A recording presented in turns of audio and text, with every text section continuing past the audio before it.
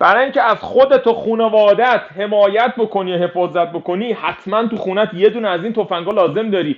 نگو که چرا، به خاطر اینکه الان همه ما کلمون تو گوشیه و داریم با گوشی بازی میکنیم، دائما آرتروز گردن و کتف و کول و اینا همه جامونو گرفته. خود من که یه دونهشو بردم خونه دارم استفاده میکنم، چون دائما شما لازمه که بدن تو با اینا ماساژ بدی. این تفنگ هایی که الان توی بازار اومده که البته کیفیتش هم خیلی مهمه، این دستگاه دورش از 1 شروع میشه تا 30 دور داره.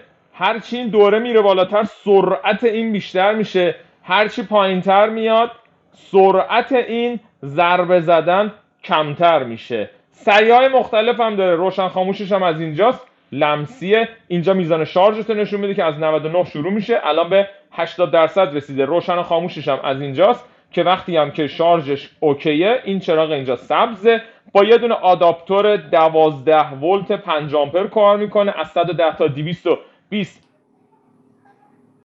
ولتاژ برقش هستش و همینطور باتریش وقتی فول شارژ باشه بیش از 2 ساعت تا 2 ساعت و نیم به شما کارایی داره. من تو خونه خودم که دارم تقریبا 4 روز 5 روز یه بار شارژ میکنم. یه کیف خوشگلم داره این شکلی که شما حتی مسافرت هر جایی میتونید با خودتون ببرید.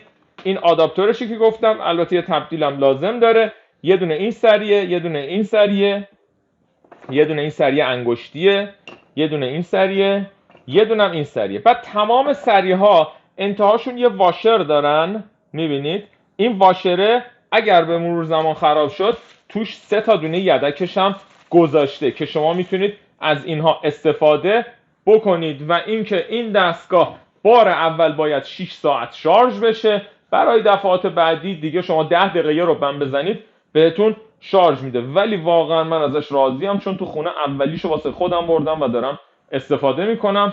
ما آقایون واقعا این همه خسته میشیم، حقمون نیست یه دونه اینا داشته باشیم. چیزی نیستش که یه تفنگ دیگه.